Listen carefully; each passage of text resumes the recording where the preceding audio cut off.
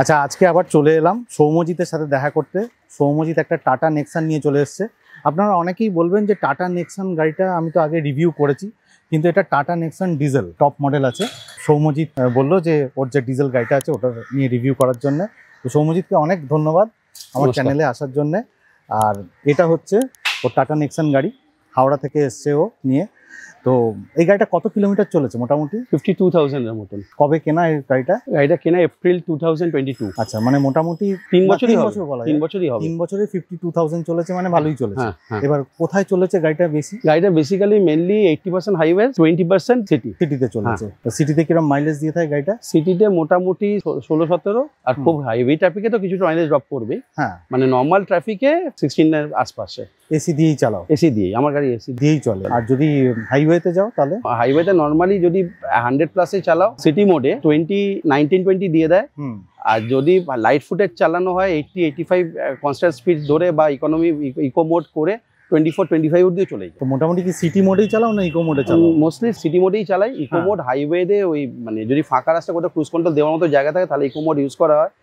আর আমি হিলসে একটু যাওয়ার আমার শখ আছে, পাহাড়ে গেলে কিছু কিছু জায়গায় স্পোর্টস মোডটা ইউজ করতে হয়। আচ্ছা, স্পোর্টস মোডে খুব একটা স্পোর্টস মোড দরকার পড়ে। সিটি মোডে এনাফ পাওয়ার, সিটি মোডে এনাফ পাওয়ার টর্ক সব এতটাই আছে যে পাওয়ার মোড লাগে না। স্পোর্টস মোড দিলে গাড়ি মাইলেজটা 1-2% ড্রপ করে যায়। আর এমনি গাড়ির এক্সপিরিয়েন্স কি রকম?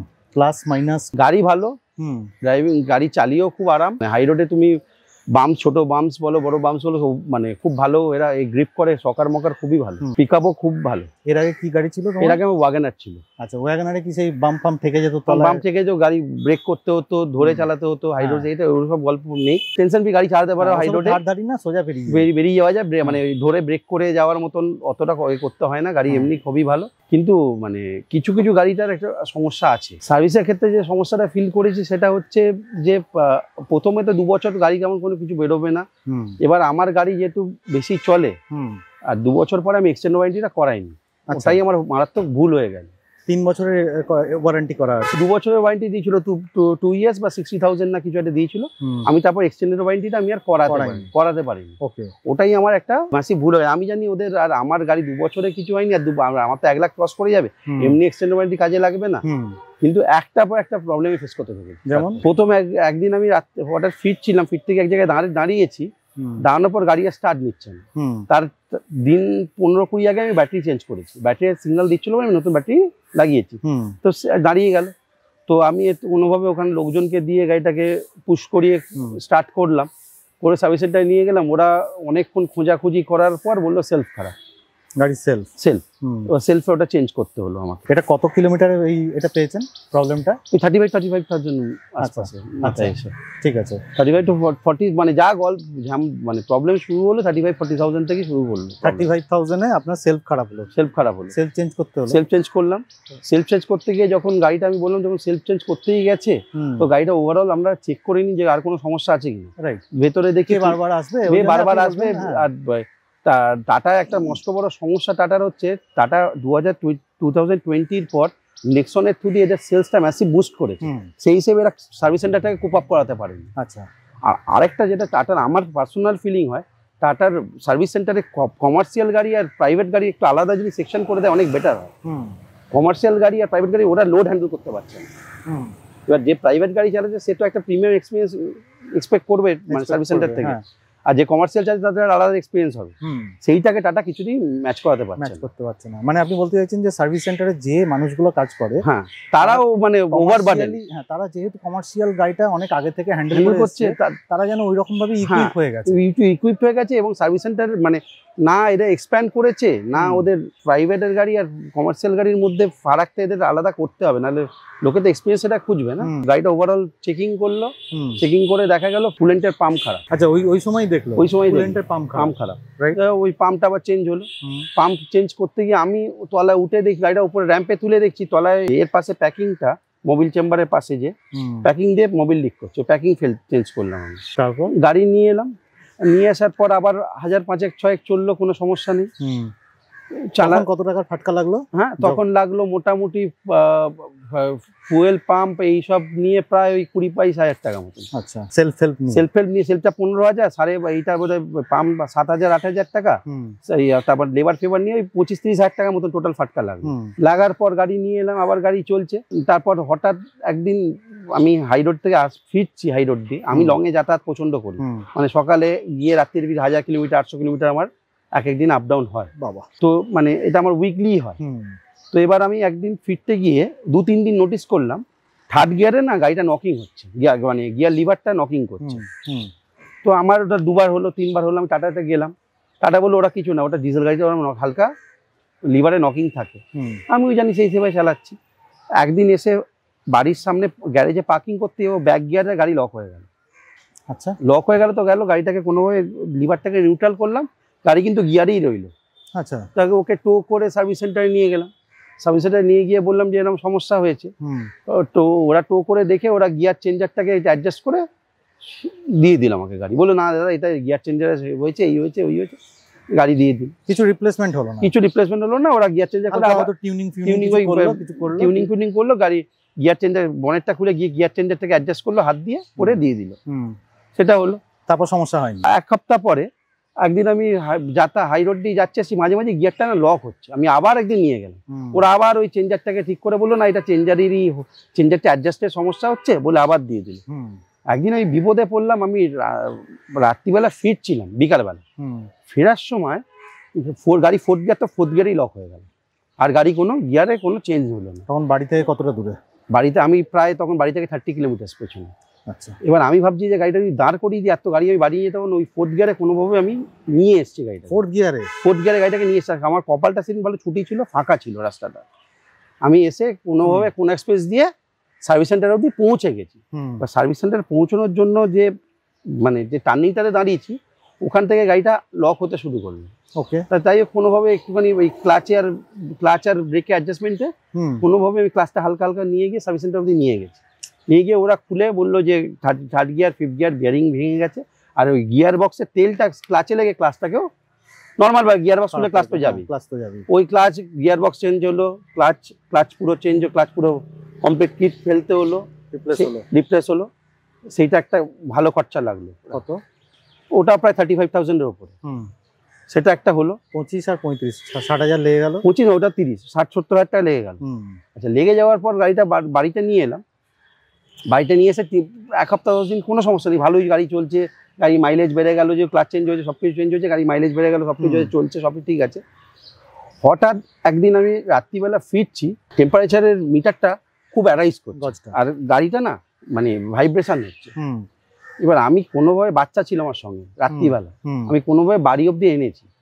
এনে আমি রাত্রিবেলা খুলে দেখছি কুলেন্টের পাইপটা, কুলেন্ট পাইপটা খুলে পড়ে গিয়ে সব কুলেন্ট পড়ে গেছে। কুলেন্টের ওই এটাই লাগানো হয়নি, বা ওটা লুজ ছিল, ওই ক্র্যাঙ্কটা সব কুলেন্ট পড়ে গেছে। আবার কুলেন্ট লাগালাম, এই করলাম, এসব করলাম। তো ওটা কি ঝাঁকুনির জন্য হয়েছিল?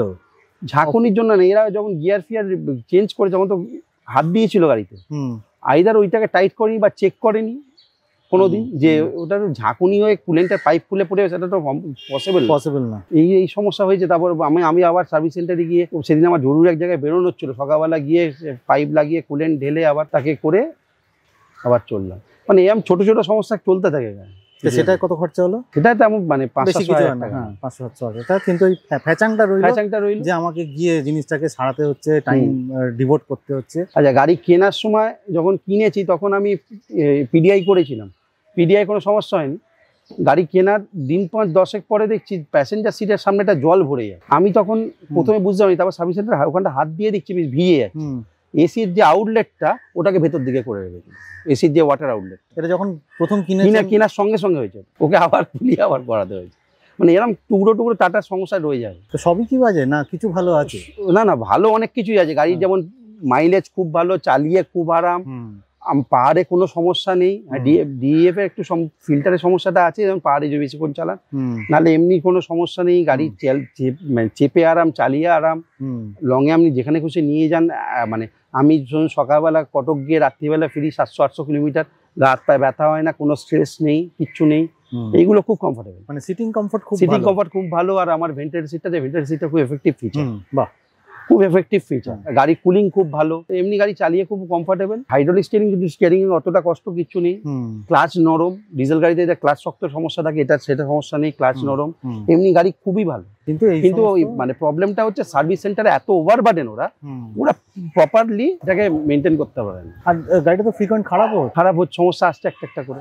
এটা আগে তো ওয়াগনার ছিল, ওয়াগনার এত সম্ভব, ওয়াগনার টাটার থেকে টাটার 4 টাইমস 5 টাইমস গাড়ি ওরা মারুতি হ্যান্ডেল করে, সেলসও তেমন, ওরা হ্যান্ডেলও তেমন সেরকম করে। কিন্তু মানে মারুতি আফটার সেল সার্ভিস অনেক বেটার, টাটা বেটার করতে পারে, কিন্তু টাটাকে ওই কমার্শিয়াল আর প্রাইভেটের জন্য যেন আপনি সাজেস্ট করছেন যে এবার ডিপেন্ডস, অনেকের হয়তো ভালো এক্সপিরিয়েন্স আছে, because service to service, centre to service centre depend করে।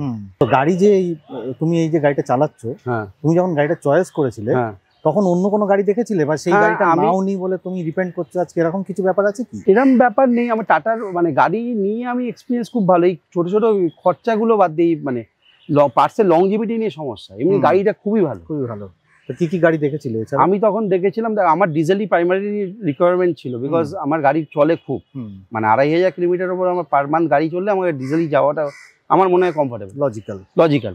তো তখন আমি মাহিন্দ্রার XUV 300 ছিল, ওটা দেখেছিলাম, টাটা নেক্সন দেখেছিলাম, ক্রেটা দেখেছিলাম, আর সেলটস দেখেছিলাম। সেলটসে আমি সেলটস আর ক্রেটা তো মোটামুটি twin brothers, basically almost twin brothers.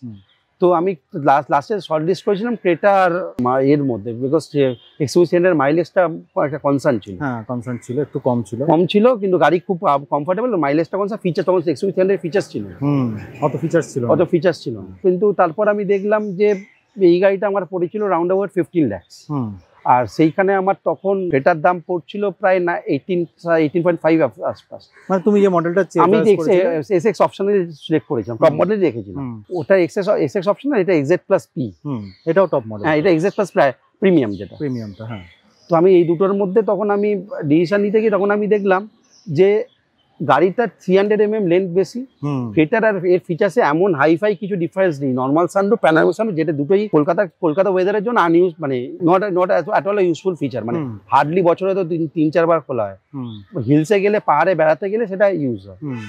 তাছাড়া খুব একটা আমি ফিচার্সের ডিফারেন্স দেখিনি। পেছনে সিটিং কমফর্ট একই, সাইজও মোটামুটি একই। আচ্ছা, বুট স্পেস 19 আর 20, দামের এতটা ফারাক only due to taxation, right? এর 28% আর 43%, অনলি ডিউ টু ট্যাক্সেশনের তফাৎ। ওই জন্য আমার মনে হয়েছিল যে ক্রেটার জায়গা এটা নেওয়া ভিজিবল, এর গ্রাউন্ড ক্লিয়ারেন্স অনেক বেশি, ক্রেটার থেকে গ্রাউন্ড ক্লিয়ারেন্স বেশি, গর্ত সামলানোর ক্যাপাবিলিটি অনেক বেশি।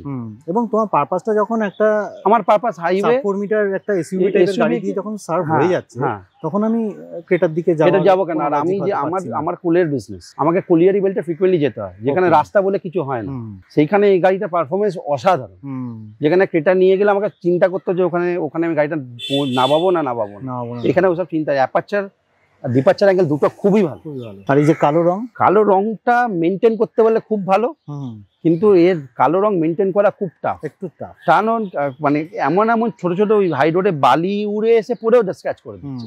মানে কলিয়ারিতে যেহেতু যাও, তা কি তোমার অসুবিধা হচ্ছে? কালো রংটা অসুবিধা হয়, কালো রংটা নিয়ে অসুবিধা হয়। মানে অসুবিধা কিছু না, মানে মেনটেন করতে, মানে ওই ছোট ছোট পাথর, ওই ছোট ছোট ওই বালির গুঁড়ো, রাস্তা নোংরা উড়ে এসে স্ক্র্যাচ করে।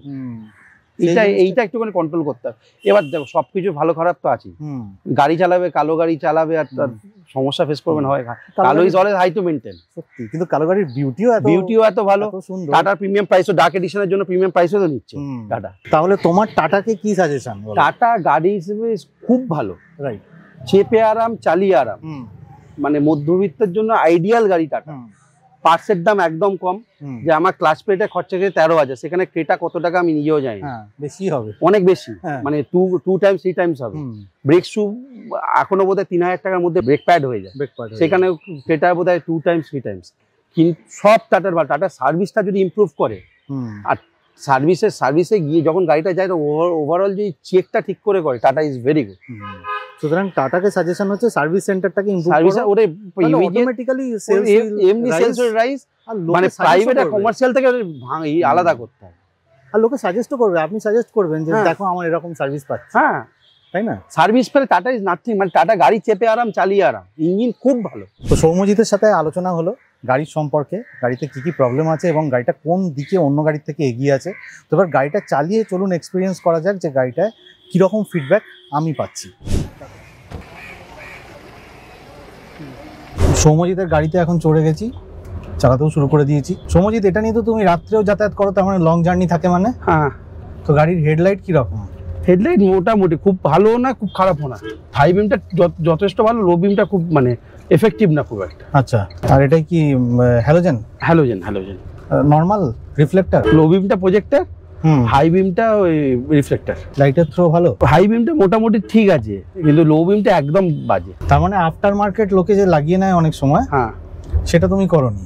না, আমি স্টকই রেখেছি। কারণ কি আমার পার্সোনালি হোয়াইট লাইট খুব একটা পছন্দ না, কারণ ফগে আর রেনে হোয়াইট লাইটের সমস্যা আছে। আমার তো রেগুলার হাইওয়েতে যাতায়াত, তো হাইওয়েতে হোয়াইট লাইটস একটু চাপের, মানে ফগি ওয়েদারে আর রেনে আমি ইয়েলো লাইটসটাই প্রেফার করি। এবার যদি হোয়াইট লাইটও আমি পরে কোনদিন কনভার্টও করি, আমি 4300 কেলভিনের উপর যাওয়া পছন্দ করবো না। এই বাল্ব কোনো সমস্যা, মানে তোমার যে গাড়িটায় এত কিছু সমস্যা হয়েছিল, বাল্ব একবার করে সবকটা বাল্বই চেঞ্জ হয়ে গেছে। 4টে বাল্বই কেটেছে, 4টে বাল্বই টাটা থেকে আবার লাগিয়েছি। 4টে বাল্ব 4বার যেতে হয়েছে। আচ্ছা, মানে 2 মাস 3 মাস 2 বছর পার হওয়ার পর টাটাতে আমাকে একটা করে প্রতি 2 মাস অন্তর বাল্ব পাল্টাতে হয়েছে। তোমার তো টপ মডেল, তার মানে আইআরএ আছে। তো আইআরএ কিরকম সুবিধা তোমার এই গাড়িতে? আইআরএ যে সমস্ত ফিচারগুলো আছে, আইআরএ তে তোমার ভেহিকেল লোকেশন, ভেহিকেল ট্র্যাকিং এইগুলো সুবিধা আছে। তারপর গাড়ি যদি তোমার ধরো পাঞ্চার হয়ে যায় সেটা তোমাকে জানাবে, বা গাড়ি ধরো কেউ যদি মিস হ্যান্ডেল করে তোমার কাছে মেসেজ যাবে। এই ফিচারগুলো আছে। লক আনলক, চাবি নিয়ে যেতে ভুলে গেলে লক আনলক করা ইজি। আইআরএ ভালো, কিন্তু আইআরএ 2 বছর 1 বছর হয়ে গেলে তোমাকে রিনিউ করতে হয়। আচ্ছা, আইআরএটা আইআরএ 1 ইয়ার ফার্স্ট ইয়ারটা ফ্রি থাকে, তারপর তোমাকে এভরি ইয়ারলি 2000 রুপিস দিয়ে রিনিউ করতে হয়। Every year? তো তোমার কি মনে হয়, তোমার কি এখন রিনিউ করা আছে? আমি রিনিউ করাইনি। আমার মানে আইআরএটা খুব একটা এফেক্টিভ মানে আমার ক্ষেত্রে লাগেনি বলে আমি করাইনি। আচ্ছা, মানে যাদের ড্রাইভার চালায় তাদের জন্য আইআরএ খুব ভালো। ওকে, কারণ গাড়ি আইডল মোডে আছে না গাড়ি অনে আছে, গাড়ি কোথায় আছে সেটা লোকেট করা যায়। যেহেতু আমি নিজেই চালাই, ট্র্যাক করতে সুবিধা, ট্র্যাক করতে, হ্যাঁ আমি নিজেই চালাই, ওই জন্য আমার আইআরএ ঠিকই আছে, না হলেও চলে, আমার চলে যায়। তো এটা টপ মডেল হিসেবে যে সমস্ত ফিচার্স গুলো আছে তার মধ্যে কাজের ফিচার কোনগুলো? সবথেকে কাজের ফিচার, বেস্ট ফিচার হচ্ছে ভেন্টিলেটেড সিট।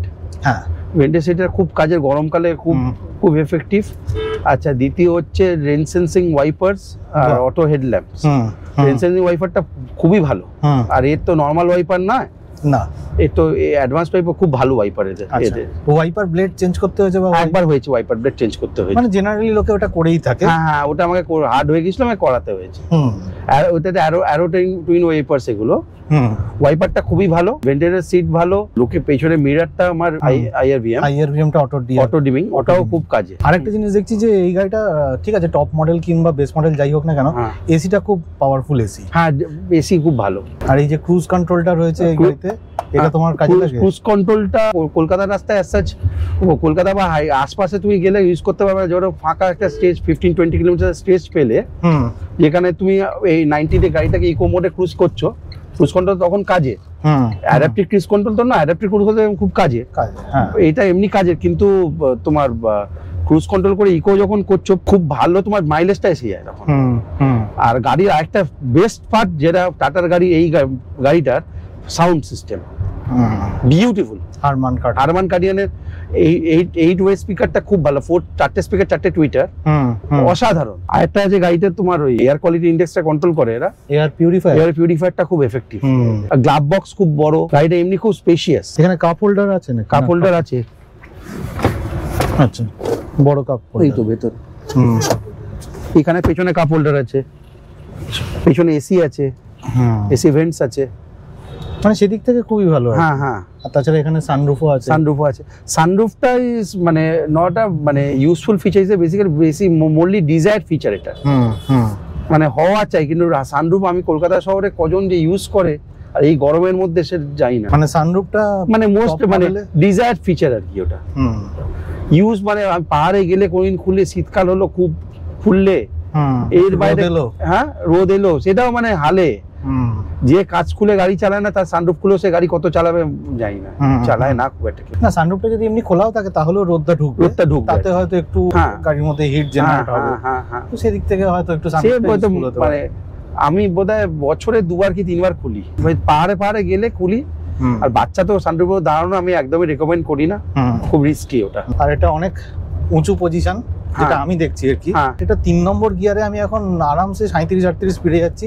এখন তো আমরা গড়িয়াহাট গোল পার্কের যে ব্রিজটা আছে সেটাই উঠছি, কিন্তু আমার কোনো অসুবিধা হচ্ছে না, কোনো টার্বো ল্যাগ নেই এই গাড়িটায়, ফাস্ট করে বেরিয়ে যাচ্ছে, বেরিয়ে যাচ্ছে, এত সুন্দর।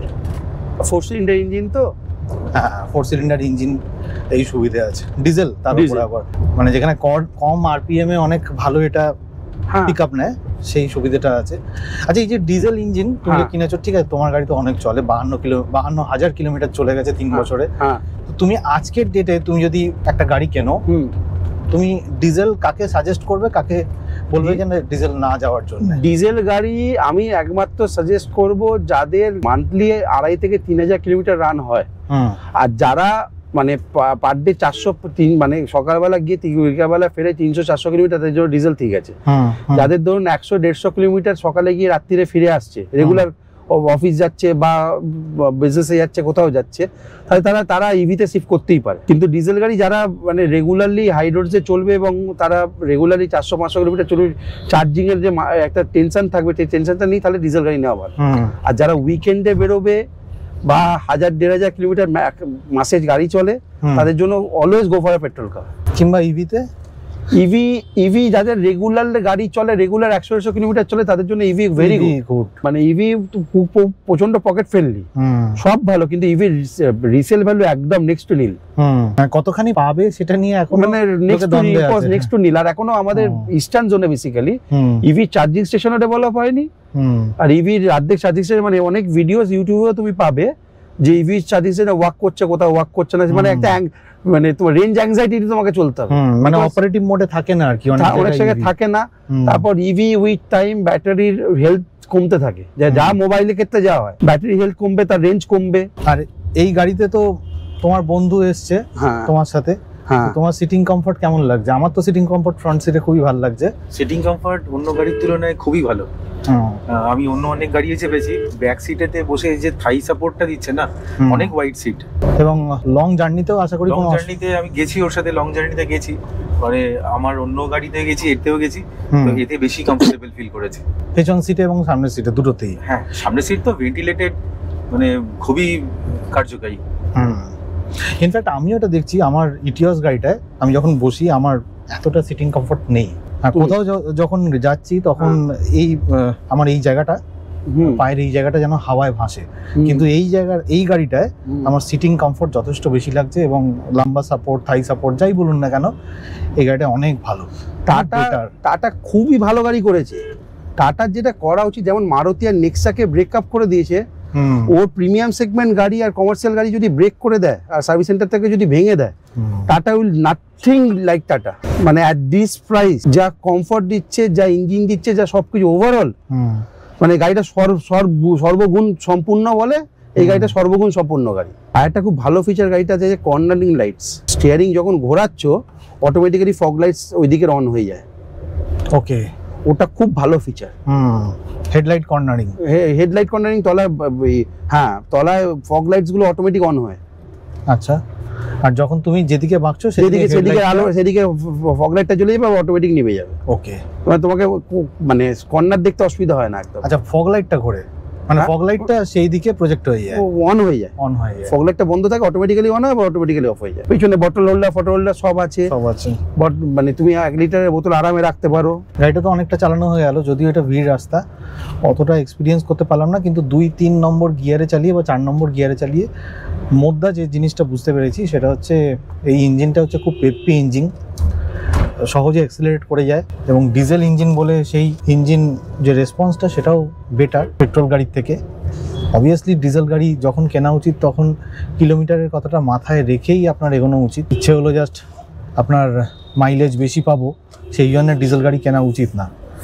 আচ্ছা, এতে কোনো ডিএফ এর ইস্যু হয়েছে? ডিএফ এর ইস্যু আমার একবার হয়েছে, এটাতে তো অটো ডিএফ ক্লিন হয়, এটা তো ডিএফ ঢালতে হয় না, হুম, কিন্তু আমার একবার হয়েছে, আমি পাহাড়ে গেছিলাম, পাহাড়ে বেশ 4-5 দিন ছিলাম আচ্ছা। এই গাড়িটা নিয়ে কোথায় গেছিলে? আমি ঋষভ গেলাম, ওখান থেকে পেলিং। আমি এই গাড়িটা প্রায় 8-10 বার পাহাড়ে গেছি আমি।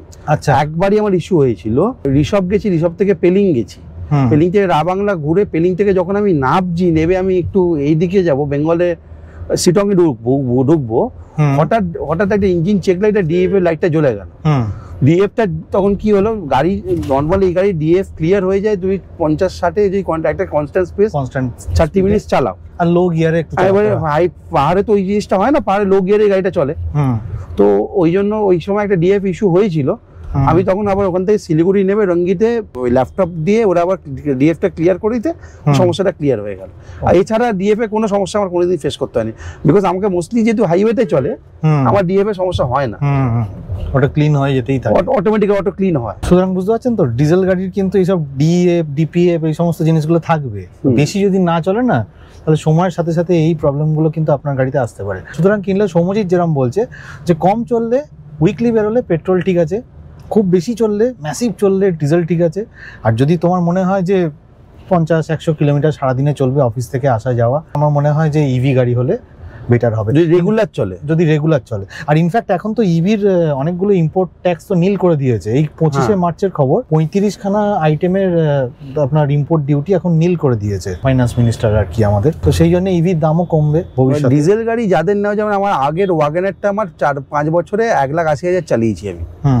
এরকম যদি কাউ যদি 1 লাখ 1.5 লাখ 5 বছরের গাড়ি চলে তবেই ডিজেলে যায়, না হলে ইভি। আর যদি শহরের মধ্যে বেশি চলে আর রেগুলার গাড়ি চলে, ইভি নিতে চান না, তাহলে গো ফর হাইব্রিড। কিন্তু হাই রোডে ওই 80+90+ যদি গাড়ি চালান, হাইব্রিড নেওয়া লস। হাই রোডে 60-50 থাকলে মনে হয় এটা 80-র মধ্যে রাখলে হ্যাঁ হাইব্রিড ঠিক আছে, তো সৌম্যজিৎ, টাটা নেক্সনের যে ডিজেল গাড়িটা, সেটা আমাদের চড়ালো, চালাবার সুযোগ দিল, এবং টাটা নেক্সনের যে ডিজেল সেটা সম্পর্কে ফিডব্যাক দিল, গাড়িতে যে সমস্ত ইউটিলিটি ফিচার্সগুলো আছে সেই সমস্ত জিনিসগুলো নিয়েও ডিটেলে আলোচনা করলো। টাটার কিছু সমস্যা আছে, জেনারিক সমস্যাও আছে, যে সমস্যাগুলো কোনো কোনো জায়গায় হয়তো খুব প্রিডমিনেন্ট, খুব বেশি করে দেখা যায়, আবার কোনো কোনো জায়গায় হয়তো নেই, কিন্তু ওনার ক্ষেত্রে আনফর্চুনেটলি সেই সমস্ত প্রবলেমের মধ্যে বা প্রবলেমগুলো ফেস করতে হয়েছে সৌম্যজিৎকে। তো সেইটা নিয়েও আলোচনা করলো ডিটেলে। তো ভিডিওটা যদি ভালো লাগে তাহলে লাইক, শেয়ার আর কমেন্ট করে জানাবেন আপনার কেমন লাগলো। আর যারা 4 হুইলার চালান তারা সিট বেল্ট পরবেন, যারা 2 হুইলার চালান হেলমেট পরবেন। খুব ভালো থাকবেন, থ্যাংক ইউ। আর সৌম্যজিৎকেও অসংখ্য ধন্যবাদ আমার তরফ থেকে। কারোর যদি নেক্সন নিয়ে কোনো কোয়ারি থাকে, ফিল ফ্রি টু কন্ট্যাক্ট, দাদাকে কন্ট্যাক্ট করবে, দাদা আমার সঙ্গে কথা বলে নেবে, আমি হেল্প করবো। আমার তরফ থেকে যদি কাউকে কোনো সাজেশন দেয় আমি দিতে পারি।